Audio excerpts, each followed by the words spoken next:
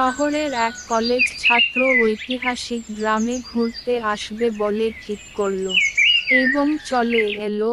আর সেখানকার গাইডকে নিয়ে বেরিয়ে পড়ল। সন্ধে নামলে গাইড বলল, চলো আমরা ফিরে যাই, কিন্তু ছাত্রটি একটি গেট দেখে সামনের দিকে এগিয়ে গেল আর গাইড বলতে লাগলো ওদিকে না যেতে, কিন্তু ছেলেটি গেটের ভেতরে ঢুকে পড়ে।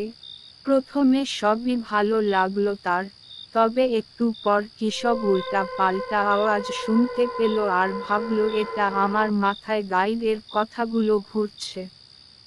কিন্তু না, ভয়ানক দৃশ্য দেখা মাত্রই সে এক ঘর থেকে বেরিয়ে পড়ল আর অন্য ঘরে গেল, সেখানেও একই জিনিস দেখল। এবার সে ভাবল না, আমাকে এখন কোনোভাবে বেরোতে হবে, কিন্তু সম্ভব হলো না। সে দৌড়লো, খুব চেষ্টা করল। তার সামনে সব যেন অন্ধকার হয়ে গেল। সে যখন চোখ মেলে তাকালে সে দেখল হসপিটালে শুয়ে আছে। গাইড তার সামনে দাঁড়িয়ে ছিল। ছাত্রটি তার কাছে জিজ্ঞাসা করল, আমার কি হয়েছিল, আমি এখানেই বা কিভাবে এলাম? গাইড বলল, শান্ত হন, আমি সব বলছি।